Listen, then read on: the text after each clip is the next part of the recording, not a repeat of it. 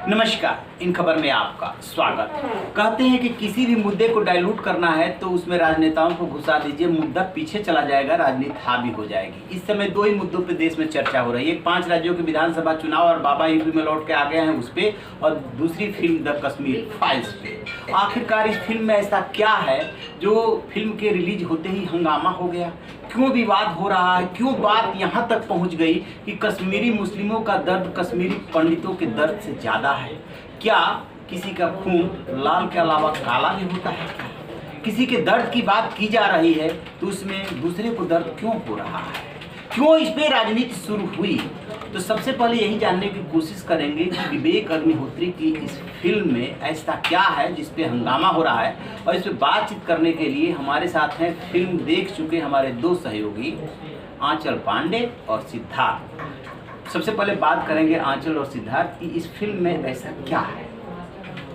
इस फिल्म में 1990 के टाइम को दिखाया गया है जब कश्मीरी पंडितों को कश्मीर से निकाला गया था।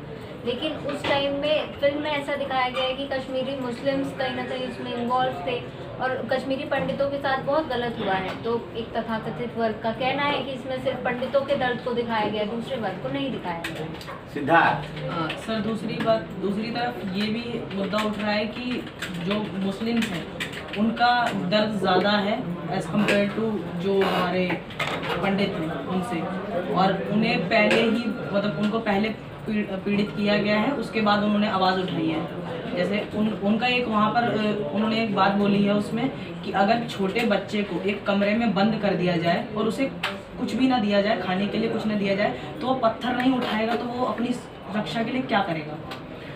अच्छा, मान लेते हैं कि जो भी उन्होंने पटकथा लिखी और कश्मीरी पंडितों के दर्द को बयां करने की कोशिश की, तो ये तो हकीकत है कश्मीरी पंडितों का कश्मीर में कत्लेआम हुआ और वहाँ से भागने को मजबूर किया गया। इससे तो कोई भी इस हकीकत से मुंह नहीं छुड़ा सकता। विवाद की शुरुआत कहाँ से होती है? क्या फिल्म से होती है? जैसे ही फिल्म रिलीज होने की बात आती है तो एक फतवा जारी होता है। किसने फतवा जारी किया और क्यों फतवा जारी किया और क्या किया था?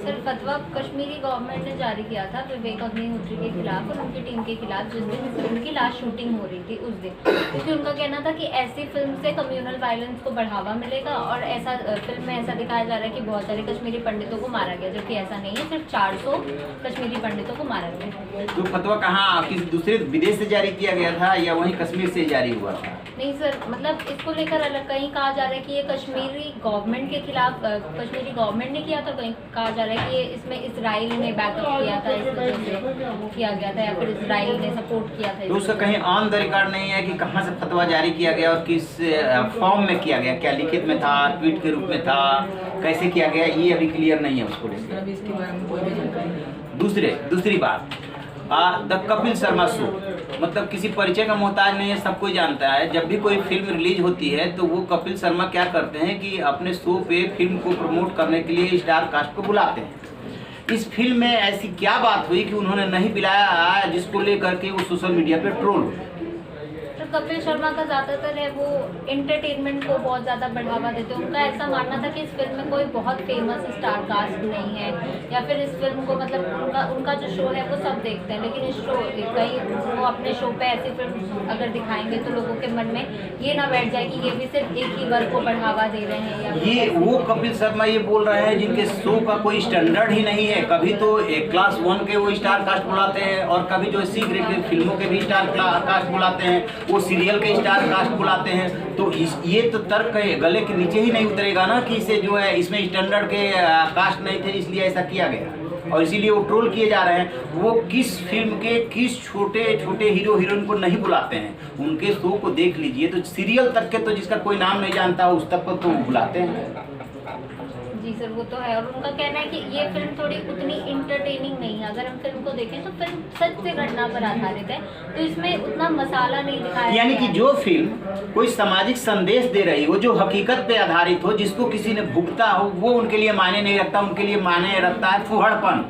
यही मतलब है ना, फुहड़पन। जो सुनाते हैं दिखाते हैं सब कोई उससे सहमत तो नहीं होता है, देख करके हंस लेता है, वो एक अलग बात है। खैर, कपिल शर्मा इतने बड़े कोई इशू नहीं है कि उनकी चर्चा की जाए, ये उनकी अपनी पॉलिसी हो सकती है। कौन उनको पीछे पीछे से बैकअप कर रहा है, क्या वो दिखा सकते हैं, क्या नहीं दिखा सकते हैं, ये तो वही बेहतर बता सकते हैं। अब आते हैं विवाद के तीसरे मुद्दे पे कि एक तरफ जब ये इसके जो निर्देशक हैं विवेक अग्निहोत्री, वो जब अपनी टीम के साथ प्रधानमंत्री से मिलते हैं, इसके बाद बीजेपी और बीजेपी नेताओं की तरफ से ये कहा जाता है कि इस फिल्म को जरूर देखना चाहिए। इसके बाद केरल कांग्रेस का ट्वीट आता है और उसमें ये साबित करने की कोशिश की जाती है कश्मीरी पंडितों के दर्द से ज़्यादा कश्मीरी मुस्लिमों का दर्द ज़्यादा है। कश्मीरी पंडित 400 मारे गए थे और कश्मीर के जो मुस्लिम है वो 15,000 मारे गए थे, या बंटवारे के समय 1 लाख कश्मीरी मुस्लिम मारे गए थे। ये ट्वीट करके क्या वो संदेश देना चाहते हैं? फिर इसमें जेएनयू का जिक्र आता है, इसका क्या मतलब है?